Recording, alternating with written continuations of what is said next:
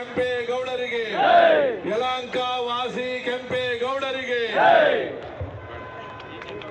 ಯಾವುದು ಯಾವುದು ಹಾಳು ಮಂದ ಮಂದನ ಮನೆಗೆ ಯಾವುದು ಯಾವುದು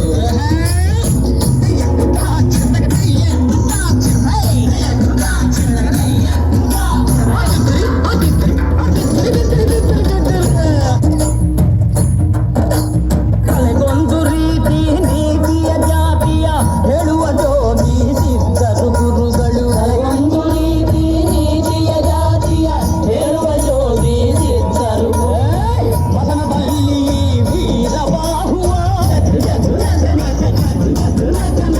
ಮತನದಲ್ಲಿ ವೀರಬಾಹುವ ಕೈಯ ಮೇಲ್ಗೆ ಬೂದಿಯಾದರು. ಕೊರಳಿಗೆ ಯಾವುದೋ ಮಾಂಸದಲ್ಲಿ ಮೇಲಾಗುವುದು ಸಾಯುವ ಹಾಡು ಒಂದ ಮಲ್ಲನ ಮಧ್ಯಕ್ಕೆ ಯಾವುದು ಮೇಲಾಗುವುದು ಯಾವುದು ಮೇಲಾಗುವುದು ಯಾವುದು ಮೇಲಾಗುವುದು.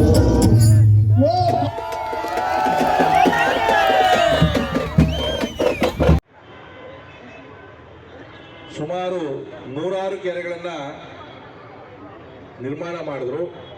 ಕೆರೆಯಿಂದ ಕೆರೆಗೆ ನೀರು ಹೋಗೋ ರೀತಿಯಾದಂಥ ಒಂದು ವೈಜ್ಞಾನಿಕವಾದಂಥ ಒಂದು ನಿರ್ಮಾಣದಲ್ಲಿ ಅವರು ಯಶಸ್ವಿಯಾದರು.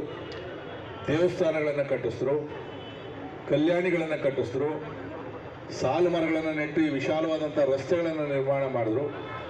ಅದಕ್ಕೂ ಕೂಡ ಅದ್ಭುತವಾದಂಥ ಒಂದು ವಿಚಾರ ಅಂತಂದರೆ, ಜಾತ್ಯಾತೀತವಾಗಿ ಎಲ್ಲ ಜಾತಿಯ ಜನಾಂಗದವರಿಗೂ ಕೂಡ ಅವರ ವ್ಯಾಪಾರಕ್ಕೆ ಅನುಗುಣವಾಗಿ ಪೇಟೆಗಳನ್ನು, ಸುಮಾರು 52 ಪೇಟೆಗಳನ್ನು ಇವತ್ತು ನೋಡ್ಬೋದು ನೀವು. ಗಾಣಿಗರ ಪೇಟೆ, ಕುಂಬಾರ ಪೇಟೆ, ಶನಿವಾರ ಪೇಟೆ, ಸುಲ್ತಾನ್ ಪೇಟೆ, ಈ ಥರದ್ದು ಪ್ರತಿಯೊಬ್ಬರ ಜಾತಿಯ ಜನಾಂಗದವರಿಗೂ ತಿಗಳರ ಪೇಟೆ, ಈ ಥರ ಒಬ್ಬೊಬ್ಬರಿಗೊಂದು ಪೇಟೆಯನ್ನು ಕೊಟ್ಟು ಅವರ ವ್ಯಾಪಾರವನ್ನು ಮಾಡತಕ್ಕಂಥ ಕಲ್ಪನೆಯನ್ನು ನಾಡಪ್ರಭು ಕೆಂಪೇಗೌಡರು ಮಾಡಿದ್ದು.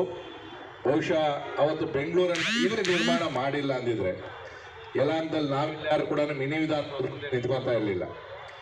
ಇಷ್ಟೊಂದು ವೇಗವಾಗಿ ಬೆಳೆದಂಥ ಬೆಂಗಳೂರು ಇವತ್ತು ವಿಶ್ವವಿಖ್ಯಾತವಾಗಿರ್ತಕ್ಕಂಥದ್ದು. ಇಲ್ಲಿರ್ತಕ್ಕಂಥ ಎಲ್ಲರೂ ಕೂಡ ನಾವು ಬದುಕನ್ನು ಕಟ್ಕೊಂಡಿದ್ವಿ. ಬೆಂಗಳೂರಿನ ಹೆಸರಿನಲ್ಲಿ ನಾವು ನಮ್ಮ ಕುಟುಂಬಗಳನ್ನು ಪೋಷಣೆ ಮಾಡಿಕೊಂಡು ವ್ಯವಹಾರಗಳನ್ನು ಮಾಡ್ಕೊಂಡು ಬರೋದಕ್ಕೆ ಮೂಲ ಕಾರಣಕರ್ತರು ನಾಡಪ್ರಭು ಕೆಂಪೇಗೌಡರು. ಒಂದಿರಲಿ, ಇತಿಹಾಸದಲ್ಲಿ ಮಾಗಡಿ ಕೆಂಪೇಗೌಡರು ಎಲ್ಲವನ್ನೂ ಹೇಳ್ತಾರೆ, ಆದರೆ ಬೆಂಗಳೂರು